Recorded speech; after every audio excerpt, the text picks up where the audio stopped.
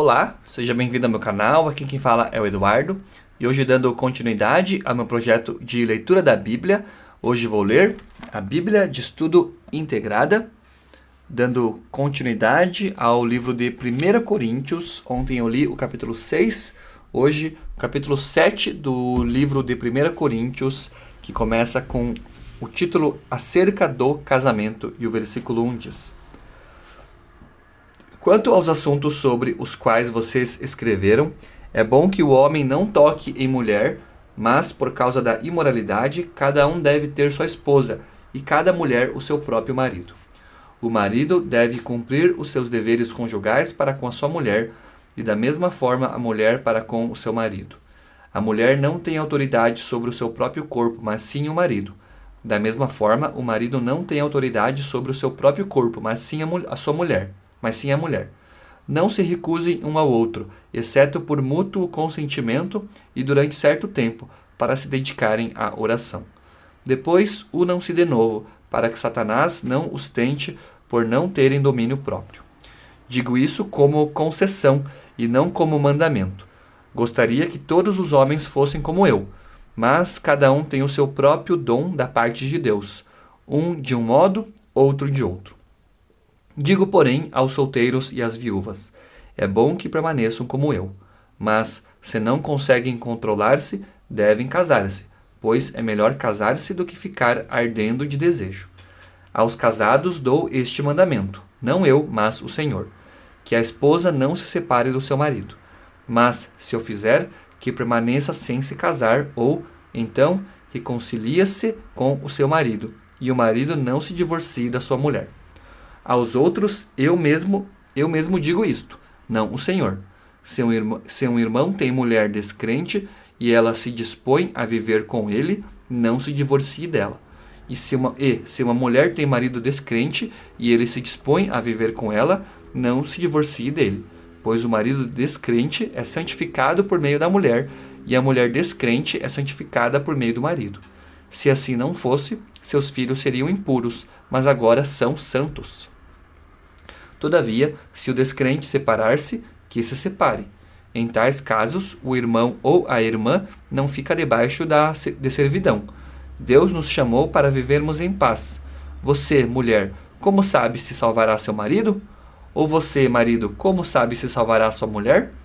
Entretanto, cada um continue vivendo na condição que o Senhor lhe designou e de acordo com o chamado de Deus.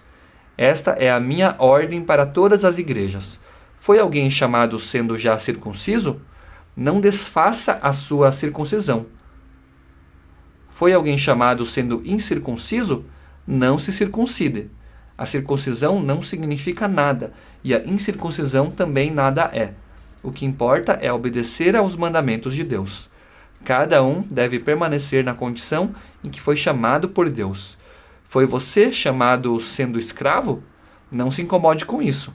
Mas, se você puder conseguir a liberdade, consiga-a, pois aquele que, sendo escravo, foi chamado pelo Senhor, é liberto e pertence ao Senhor. Semelhantemente, aquele que era livre quando foi chamado é escravo de Cristo. Vocês foram comprados por alto preço, não se tornem escravos de homens. Irmãos, cada um deve permanecer diante de Deus na condição em que foi chamado. Quanto às pessoas virgens, não tenho mandamento do Senhor, mas dou meu parecer como alguém que, pela misericórdia de Deus, é digno de confiança. Por causa dos problemas atuais, penso que é melhor o homem permanecer como está. Você está casado? Não procure separar-se. Está solteiro? Não procure esposa. Mas, se vier a casar-se, não comete pecado. E, se uma virgem se casar, também não comete pecado. Mas aqueles que se casarem enfrentarão muitas dificuldades na vida, e eu gostaria de poupá-los disso. O que quero dizer é que o tempo é curto. De agora em diante, aqueles que têm esposa vivam como se não tivessem, aqueles que choram como se não chorassem, e os que estão felizes como se não estivessem, os que compraram algo como se nada possuíssem, os que usam as coisas do mundo como se não as usassem, porque a forma presente deste mundo está passando. Gostaria de vê-los livres de preocupações. O homem que não é casado preocupa-se com as coisas do Senhor, em como agradar ao Senhor. Mas o homem que não é casado preocupa-se com as coisas do Senhor, em como agradar ao Senhor. Mas o homem casado preocupa-se com as coisas deste mundo, em como agradar sua mulher, e está dividido. Tanto a mulher não casada como a virgem preocupam-se com as coisas do Senhor, para serem santas no corpo e no espírito. Mas a casada preocupa-se com as coisas deste mundo, em como agradar seu marido. Estou dizendo isso para o próprio bem de vocês, não para lhes impor restrições, mas para que vocês possam viver de maneira correta, em plena consagração ao Senhor. Se alguém acha que está agindo de forma indevida diante da virgem de quem está noivo, que ela está passando da idade, achando que deve se casar, faça como achar melhor. Com isso não peca. Casem-se. Contudo, o homem que decidiu firmemente em seu coração que não se sente obrigado, mas tem controle sobre sua própria vontade e decidiu não se casar com a virgem, este também faz bem. Assim, aquele que se casa com a virgem faz bem, mas aquele que não se casa faz melhor. A mulher está ligada a seu marido enquanto ele viver, mas se o marido morrer, ela estará livre para se casar com quem quiser, contanto que ele pertença ao Senhor. Em meu parecer, ela será mais feliz se permanecer como está, e penso que também tenho o Espírito de Deus. 1 Coríntios capítulo 8. A comida sacrificada aos ídolos. Com respeito aos alimentos sacrificados aos ídolos, sabemos que todos temos conhecimento. O conhecimento traz orgulho, mas o amor edifica. Quem pensa conhecer alguma coisa ainda não conhece como deveria, mas quem ama a Deus, este é conhecido por Deus. Portanto, em relação ao alimento sacrificado aos ídolos, sabemos que o ídolo não significa nada no mundo e que só existe um Deus. Pois, mesmo que haja os chamados deuses, quer no céu, quer na terra, como de fato há muitos deuses e muitos senhores, para nós, porém, há um único Deus, o Pai, de quem vêm todas as coisas e para quem vivemos, e um só Senhor, Jesus Cristo, por meio de quem vieram todas as coisas e por meio de quem vivemos.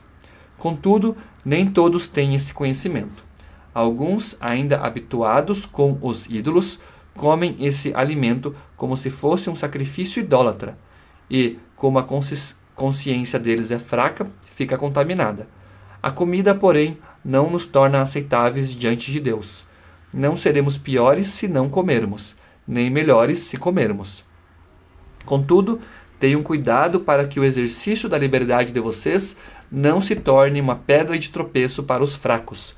Pois, se alguém que tem a consciência fraca vir você, que tem este conhecimento, comer num templo de ídolos, não será induzido a comer do que foi sacrificado a ídolos?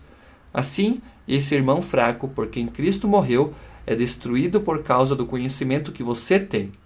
Quando você peca contra seus irmãos dessa maneira, ferindo a consciência fraca deles, peca contra Cristo. Portanto, se aquilo que eu como leva o meu irmão a pecar, nunca mais comerei carne, para não fazer meu ídolo, meu irmão, tropeçar. Essa daqui então foi a leitura dos capítulos 7 e 8 do livro de 1 Coríntios, hoje lendo a Bíblia de Estudo integrada no meu projeto de leitura bíblica diária. Agradeço mais uma vez por você estar me acompanhando, fique com Deus e até no próximo vídeo.